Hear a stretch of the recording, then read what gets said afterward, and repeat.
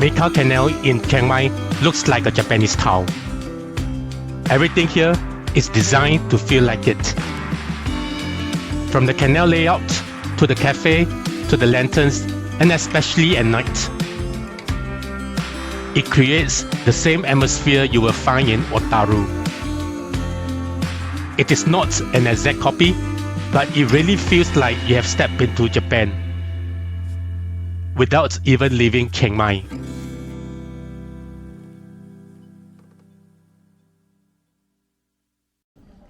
I have been to Chiang Mai almost as many times I have been to Bangkok, easily over 30 trips. And over the years, I think I've tried almost every possible way to travel between these two cities. Train, buses, overnight rides, you name it. But this time, I decided to keep things simple. I took an afternoon flight from Bangkok up to Chiang Mai. I've reached Chiang Mai. The trip takes less than an hour. It's quick, it's easy, and honestly, sometimes that's exactly what you need. And as the plane touches down and I step out of Chiang Mai International Airport, immediately after stepping out of the airport, I usually try my luck catching the public bus into the city. At around 50 baht, this is easily the cheapest way to get from Chiang Mai Airport into the old city, as compared to about 150 baht or so if you take a taxi. But here's the thing, this public bus has to be one of the most elusive bus in all of Chiang Mai. It does exist. It runs roughly every 25 to 30 minutes in theory. In reality, I can never seem to catch it on schedule. Even asking around doesn't always help. Sometimes, even the airport staff can't give you a straight answer. Honestly, catching this bus feels more like trying your luck. And today, looks like luck is finally on my side. Not just one, but two buses are waiting right outside the stop, each heading one different directions. I picked the one that brings me straight into the old city, near the South Gate, the Chiang Mai Gate. I have already booked my stay well in advance and managed to secure what might just be the last of the cheapest room left in Chiang Mai for tonight. My stay for the night, family home to Chiang Mai. And this will be my very first time staying here, and let's see how it goes. I'm quite surprised by the vibe the moment I step into this hostel. There is something about it. It just feels warm, welcoming, almost like stepping into someone else's home rather than just another place to stay. The staff gives me a quick introduction to the facilities. Simple, straightforward, nothing fancy. Oh, I got the bottom. But then, something unexpected happens. They invite me to join them for dinner. I'm not even sure if this is a regular thing here or maybe it's just because it's New Year's Eve. It catches me a little off guard. Tonight's dinner is simple, just two dishes. Hey, thanks a lot. Nothing extravagant. But it's not really about the food, it's about the people.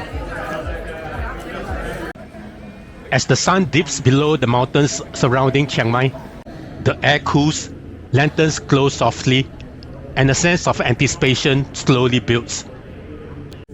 This is New Year's night in one of Thailand's most spiritual and cultural rich destinations. The evening starts with something deeply moving.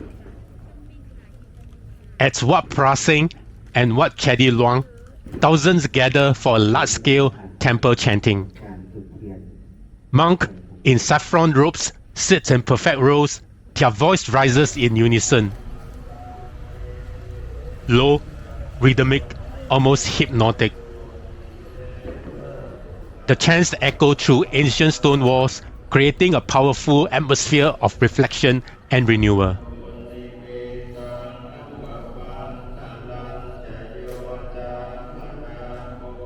step outside, the famous Chiang Mai Sunday walking streets come alive with energy.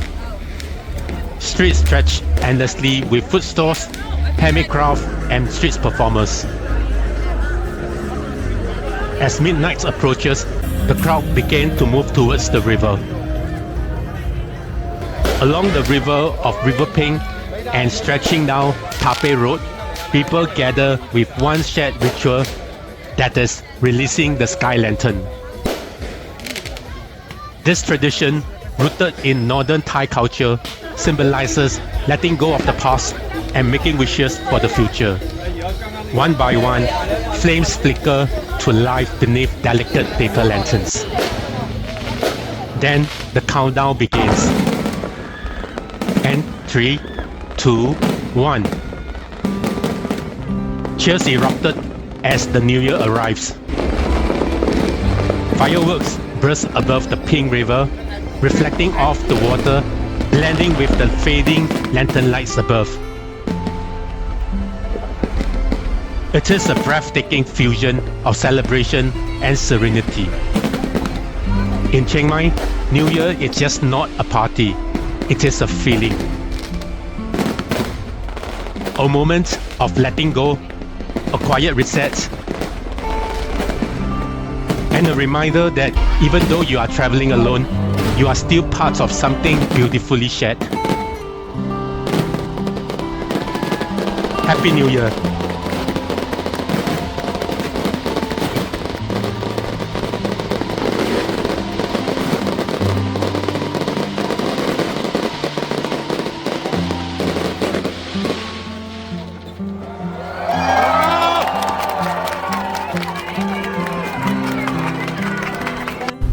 Good morning from Chiang Mai. It is the first day of a brand new year. I walk from the Chiang Mai South Gate all the way to the North Gate, slightly more than 2 kilometers. While the sun is blazing, the weather is still cool and conducive. The reason for coming to the North Gate is of course to take the songthaew up to the Doi Suthep. This year, I do not have to wait long for all the seats in the songthaew to fill up before the vehicle starts to move. The songthaew needs to wriggle out of the congested city before hitting the Doi Suthep mountain, which is 1,600 meters high. Once the songthaew starts making its ascent up the mountain, this is the best part of the trip.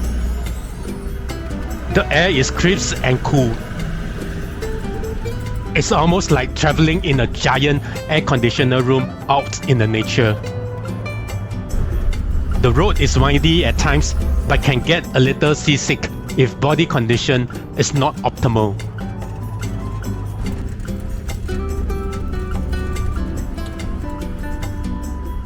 The songthaew finally reaches the top where the mountain temple is situated. Each of us is given 2 hours to finish the tour. And being here every year, I know where to head to. I climb the stairs, pay 30 baht entrance fee, and I start my praying routine. No time to waste. I know all my drills and run through the drill like clockwork.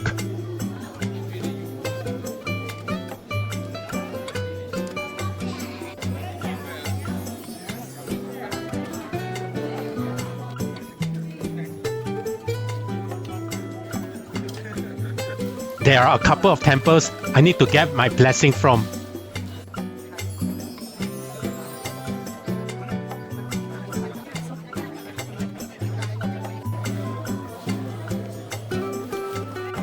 And then, I'm finally done.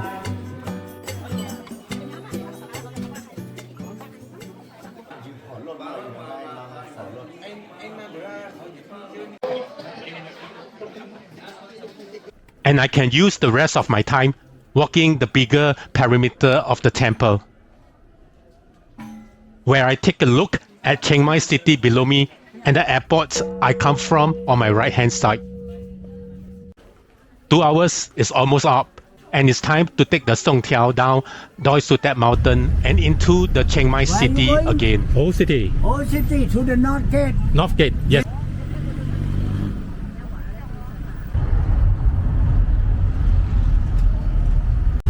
Okay. Bye, Doi Suthep. After coming back to Chiang Mai Old City, I am now back at Jok Sompet, a place I have been eating from its humble corner store to what it is now. A place that from its name that connotes selling porridge mainly. So, Mu. It also sells dim sum, but too bad it is way past lunchtime, so no dim sum left, which I come after. The entire brunch meal of porridge and iced tea cost 90 baht.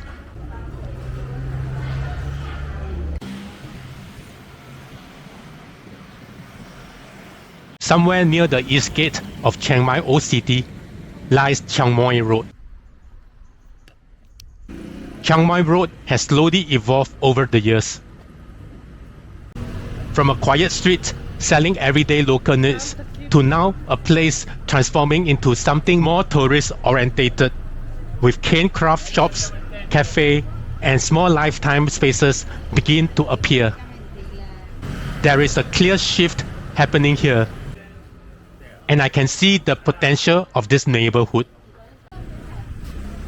The reason I'm here is actually very specific. I'm looking for a place called Pad Thai 5 Rod, a simple local Pad Thai store I have heard good things about. But unfortunately, it's the festive season and it's closed for the day. Since I have a craving for Pad Thai, and I'm not able to fulfill my craving at Pad Thai 5 Rod, out of desperation, I end up picking Ghia Kitchen instead. No, I'm not having. A random restaurant nearby with decent reviews. This is the one. At this point, I do not really have a high expectation. I just need a Pad Thai fix. That's all. And surprisingly, it does the job. For the price I paid, it's definitely value for money. What I like most is the texture. The vegetables still have a nice crunch, the bean sprouts are juicy, and everything feels light and fresh. And for 70 baht, it is hard to complain. I'm thirsty after the Pad Thai. And walking along the main street, Kanomwan Chang Moi caught my attention the moment I saw it. The interior decorations is cool, slightly retro, slightly playful. It is the kind of old school Thai dessert store that has been repackaged just enough to appeal to the younger crowds without losing its original charm. The concept is simple. You choose your toppings, then add coconut milk and finish it off with crushed ice. That's it. There is no complicated menu, no overthinking. Just build your own dessert. Okay. 45. Okay. I go for a shaved ice bowl costing about 45 baht. Simple, affordable, straight to the point. And when I dig in, it's exactly what it promises. Cold crushed ice, sweet coconut milk, and whatever toppings I pick, light, refreshing, and easy to enjoy walking through the city. Passing by Tha Phae Gate, I finally see how those viral pigeon shots are made. From afar, it looks magical. And up close, it's just people throwing bird feed and start startling the birds. And then hoping for the perfect timing. It is a bit chaotic, a bit crude, but somehow it works.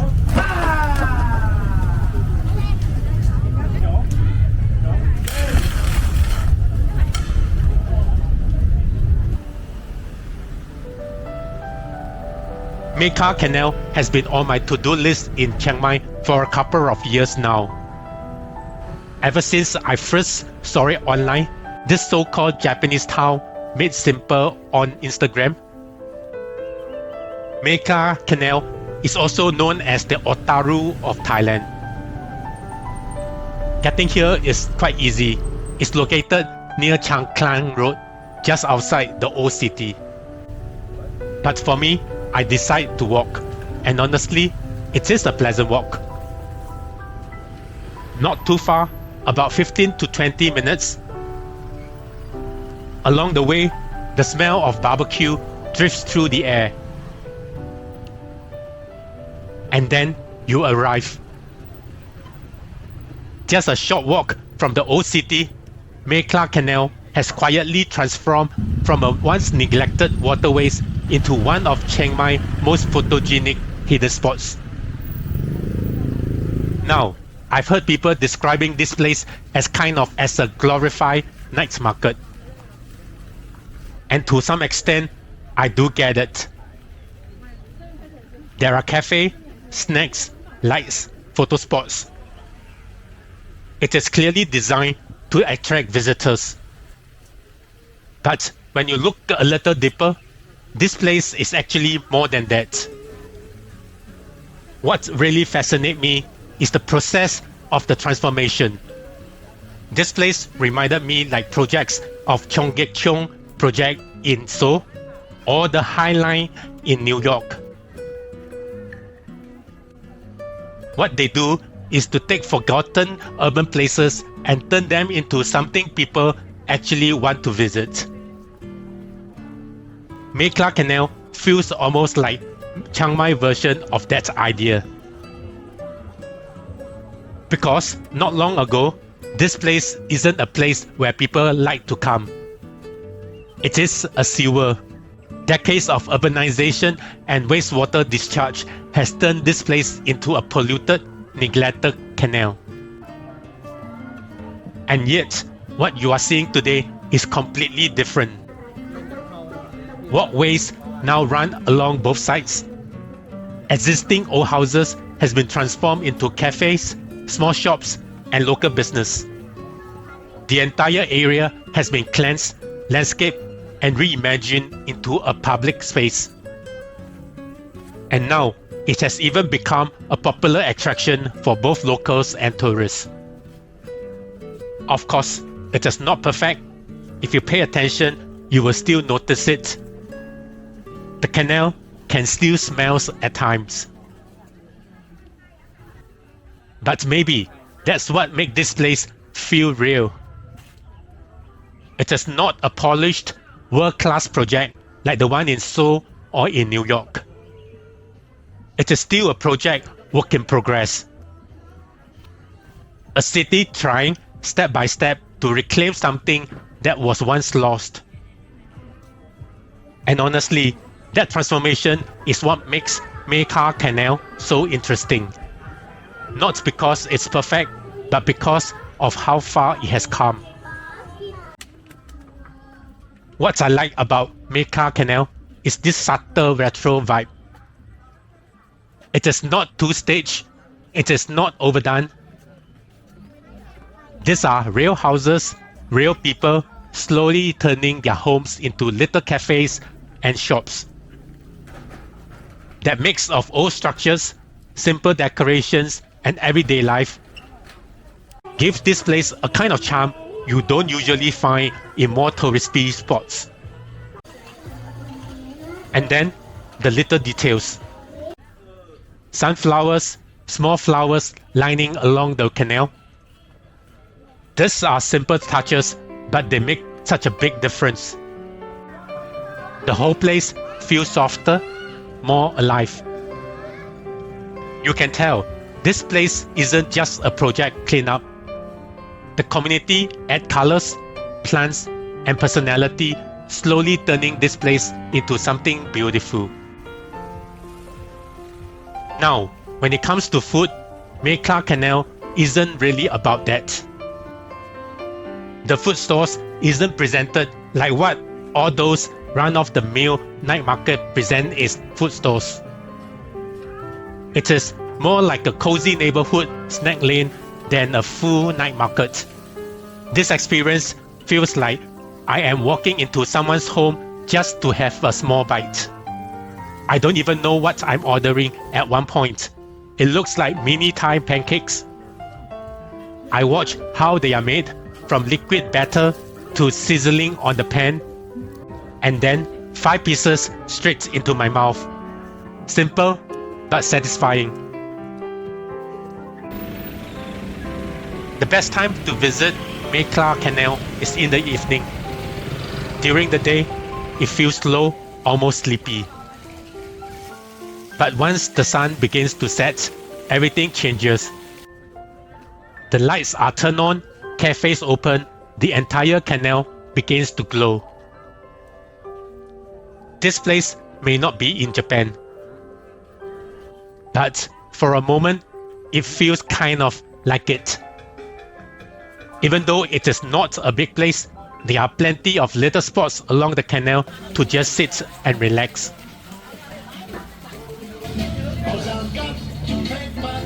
I grab a quick lemon juice from one of the pop-up stores and just take it all in. Okay, thank you. Because what really makes Mae Kha Canal special is the night lights. Warm lights, glowing lantern, reflection dancing on the water. It turns the simple canal into something almost magical. It is calm, intimate, and for a moment, it feels like you have stepped into a different world. I ended up walking back to the Chiang Mai South Gate for dinner, since it's just around the corner from where I'm staying. Suki fish. Tonight, I'm having a simple Thai suki for just 45 baht. And meals like that reminds me how affordable Chiang Mai still is. To finish off, I grab a plate of mango sticky rice for 50 baht. It is a classic Thai dessert that is widely available across the country and is known for being delicious and inexpensive. Papaya watermelon. Generally, I still find the street food in Chiang Mai a little cheaper than in Bangkok. And more importantly, it feels like you're getting more value for what you paid.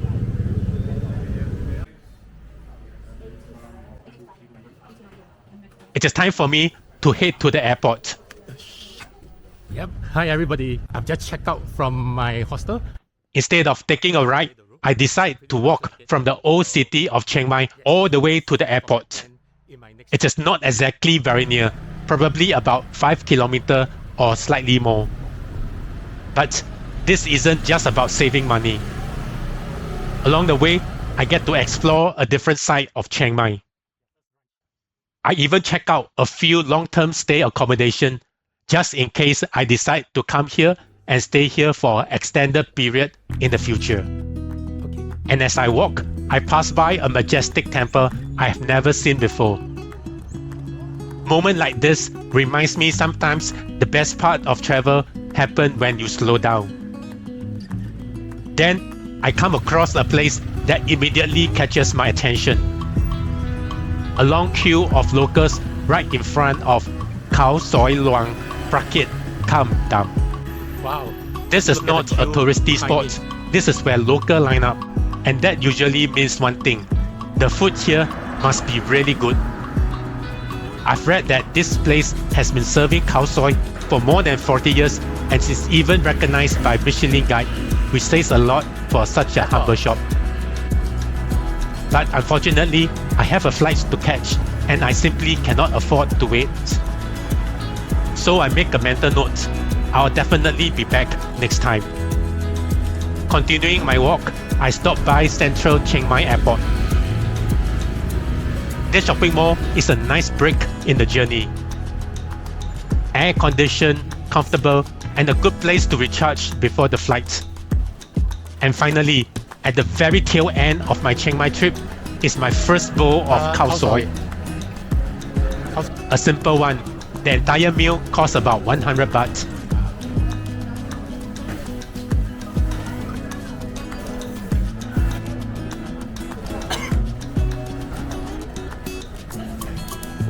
From the mall to the airport is just another walk. The journey is less than 10 minutes. Originally, I plan to head straight back home. But flight from Chiang Mai back to Singapore right after New Year are just way too expensive. So instead, I decide to break my journey into smaller segments. And somehow, that opens up another opportunity, another adventure. I will be crossing another land border in the coming days. Thanks for following my journey so far, and if you like this video, feel free to like and leave a message. It really helps this channel grow. And if you are new here, consider subscribing so that you won't miss the next adventure. I'm Uncle Go Traveling, and in the next episode, we are heading to a border town often known as the Man's Heaven, Danok. Stay tuned.